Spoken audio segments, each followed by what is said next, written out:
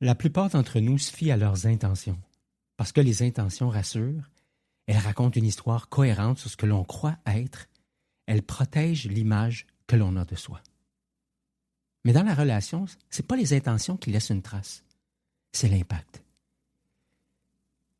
Et si tu t'es déjà surpris à te défendre intérieurement en pensant « Pourtant mon intention était bonne », alors que l'autre était clairement affecté, cet épisode est pour toi.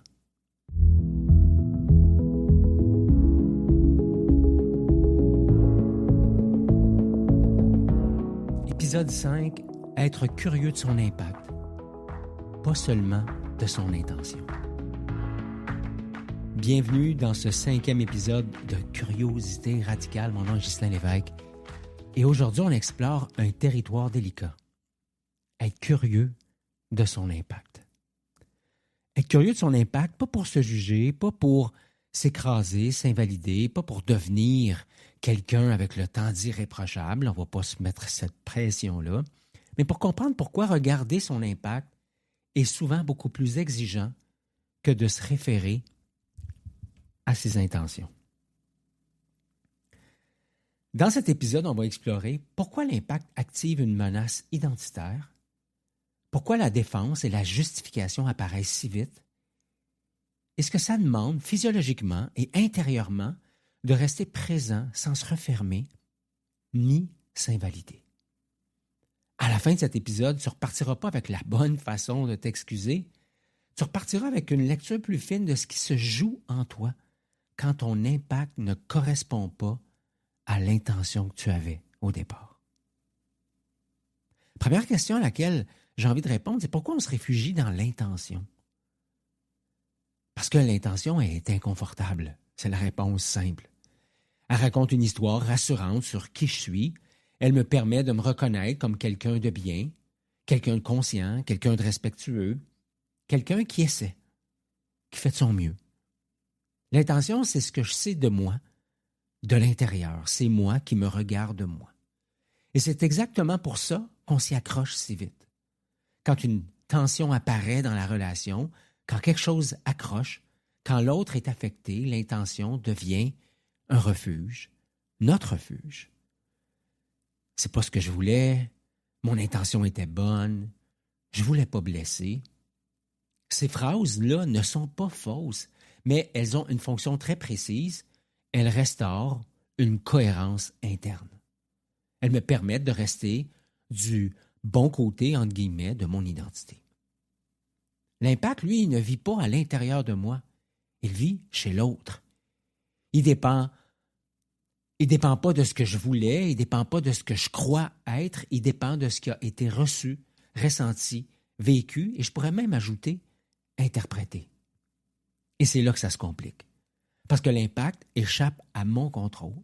Je peux avoir réfléchi, je peux avoir fait attention, je peux avoir été sincère, et pourtant, l'impact que j'ai eu peut être douloureux pour l'autre. Ce décalage-là est profondément déstabilisant pour le système nerveux, pour notre système nerveux, pour mon système nerveux. L'impact peut même être une menace identitaire. C'est un autre point que je veux discuter avec toi. Quand quelqu'un me parle de mon impact, il ne parle pas seulement de mon comportement, il touche à mon identité. Parce que si mon impact est difficile pour l'autre, alors quelque chose en moi se sent remis en question. Suis-je vraiment la personne que je crois être? Suis-je vraiment aussi conscient que je le pensais? Pour le système nerveux, ce n'est pas une réflexion abstraite. Je dirais même que c'est une menace. Une menace sur la valeur, la compétence, la bonté, l'appartenance. Et face à une menace identitaire, le système nerveux ne cherche pas à comprendre. Eh oui, il va chercher à se protéger. Le prochain point, c'est qu'est-ce qui se passe dans le corps quand l'impact est nommé, quand j'entends l'autre me mentionner l'impact que j'ai eu sur lui ou sur elle. Avant même que tu répondes, quelque chose se passe dans le corps. Une tension, une contraction, la respiration se modifie, la poitrine se serre, la mâchoire se contracte, l'énergie monte vers la tête. C'est subtil, parfois même imperceptible, en fait souvent imperceptible, mais le système est déjà en mouvement. Il se prépare, pas à écouter, malheureusement, plutôt à se défendre. Et dans cet état-là, la curiosité devient extrêmement difficile d'accès. Pas par manque de compétences, quelque part un peu, mais surtout par manque de sécurité perçue. Ce qui fait que dans les stratégies qu'on va utiliser, il y aura la défense et la justification, parce que c'est deux stratégies de sécurité. La justification arrive vite, en fait très vite. C'était pas mon intention, tu m'as mal compris, je fais toujours attention à ça. La justification, c'est pas un défaut moral, c'est une stratégie de régulation de mon propre système nerveux. Permet de calmer ce qui s'est activé, restaurer l'image de soi, réduire l'inconfort, du moins c'est l'illusion qu'elle procure. Le problème, par contre, c'est pas qu'on se justifie, c'est que la justification fait du mal à la relation. La justification vient avec un coût relationnel. Quand je me justifie, je quitte la relation à l'autre. Je quitte son expérience, je quitte ce que la personne vit, je quitte son monde. Même si je parle calmement, même si je demeure poli, même si je suis rationnel, pour l'autre, le message est clair. Ton vécu n'est pas prioritaire et souvent la tension augmente.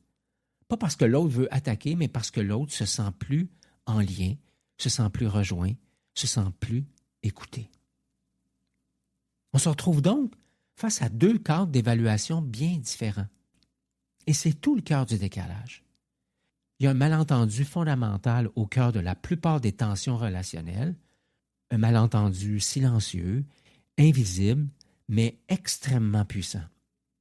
Quand une tension apparaît, quand l'autre est affecté, quand quelque chose accroche, je m'évalue à partir de mon intention pendant que l'autre m'évalue à partir de mon comportement et surtout de l'impact que ce comportement-là a eu sur lui ou sur elle. Et ces deux cadres se rencontrent à peu près jamais spontanément. Mon intention vit à l'intérieur, c'est ce que je voulais, c'est ce que je pensais faire, c'est ce que je croyais transmettre, c'est ce que je sais de moi. Elle est intime, subjective, inaccessible à l'autre, sauf si je la raconte. Mon comportement, tant qu'à lui, est observable. C'est ce que je dis, mon ton, mon timing, mon silence, mon regard, mon énergie, mon langage non verbal. Et l'impact, c'est ce que mon comportement a provoqué chez l'autre. Une émotion, une contraction, un malaise, un sentiment de ne pas être vu, entendu. Parfois, l'activation d'une blessure ancienne qui, tadam, s'est réveillée. Donc, mon intention, mon comportement, mon impact, trois niveaux, trois réalités différentes, trois vérités possibles en même temps.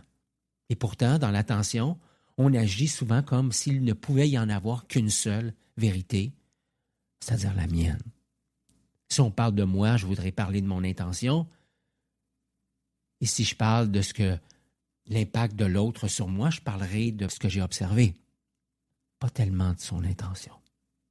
Alors c'est là que le système se crispe. Parce que dans mon cadre, je suis cohérent, mon intention était bonne, je fais attention, je n'ai pas voulu blesser. Mais dans le cadre de l'autre, son vécu est tout aussi cohérent. Ce que tu as fait m'a touché, j'ai ressenti quelque chose de difficile, il s'est passé quelque chose pour moi. Le conflit, la tension, ne vient pas d'un manque de bonne volonté.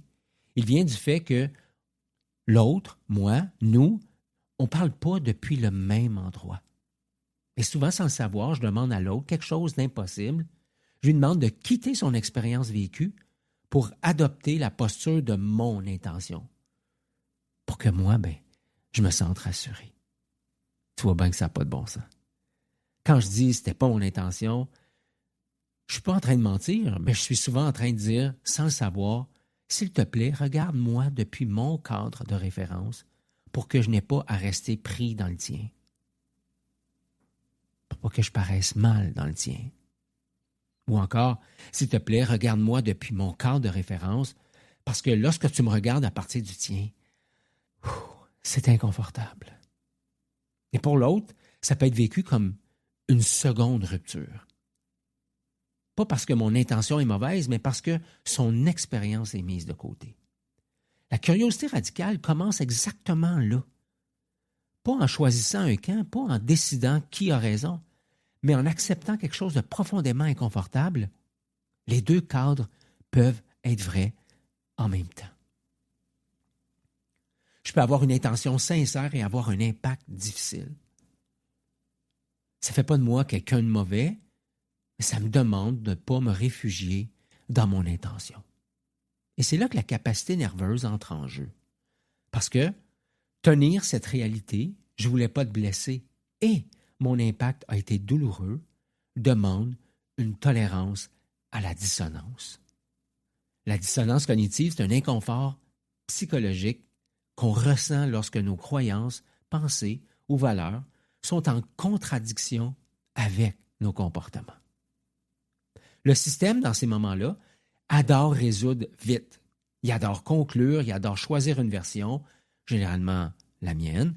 Il adore se stabiliser. Mais si je veux garder le lien vivant, je devrais ici faire preuve de curiosité. Et la curiosité demande autre chose que de conclure vite, que de choisir une version et de me sentir rapidement stabilisé. La curiosité demande de rester plus longtemps, un peu plus longtemps dans l'inconfort, sans chercher à se réhabiliter. Un moment charnière apparaît alors.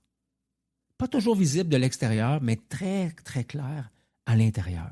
C'est le moment où je peux demander, est-ce que je cherche à être compris ou est-ce que je suis encore capable d'être présent à l'impact que j'ai eu?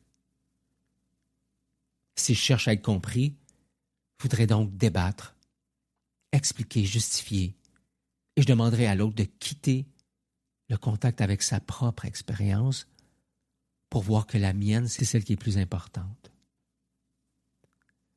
Est-ce que je cherche à être compris ou est-ce que je suis encore capable d'être présent à l'impact que j'ai eu?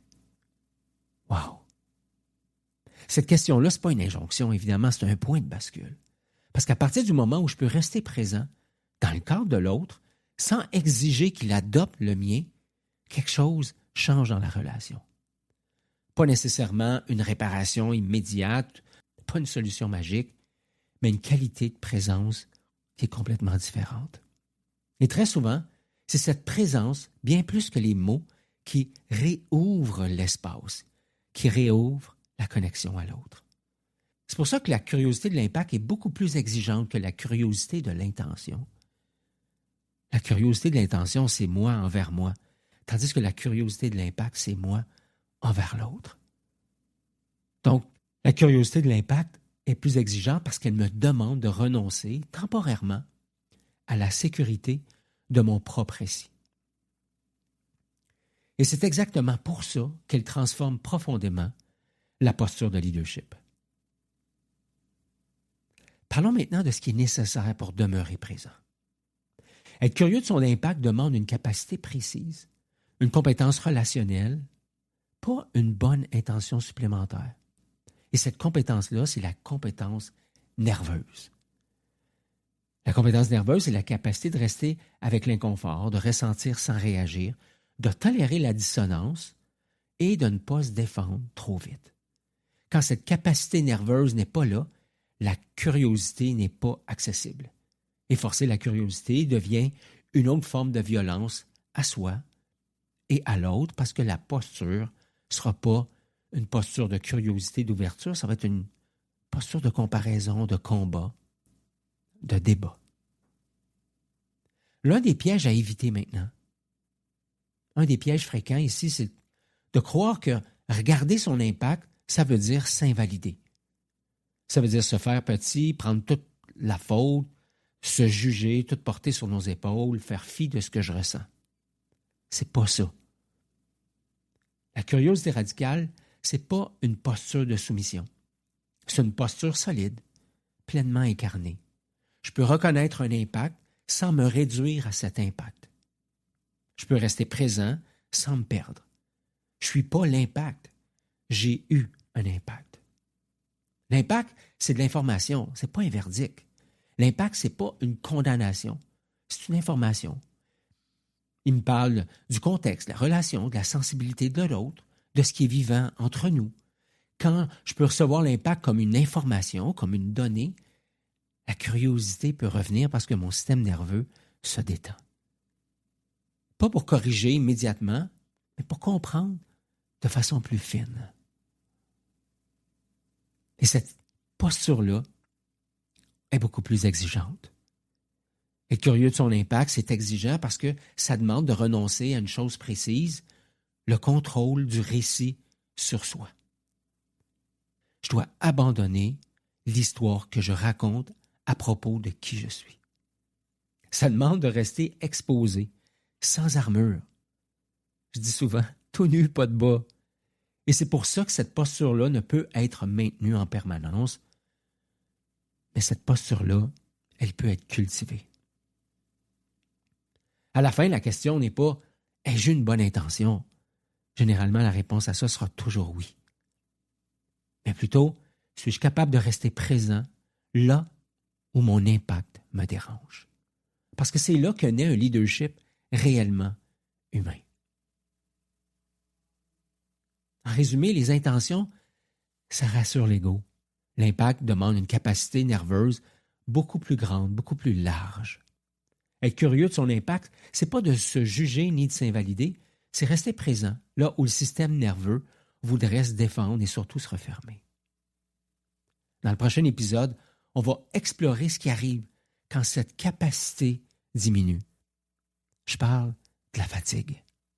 Quand l'énergie baisse, quand la tolérance réduit, quand la curiosité s'éteint, non pas par fermeture, mais par épuisement ou par manque d'énergie, c'est de ça dont il sera question dans le prochain épisode. Si cet épisode-ci t'a interpellé, t'a parlé, abonne-toi à Curiosité Radicale. Pas pour devenir irréprochable, pour avoir un impact parfait, mais pour continuer à explorer l'endroit justement d'où ton impact prend naissance. Merci d'avoir été là. Au plaisir de te retrouver dans le prochain épisode.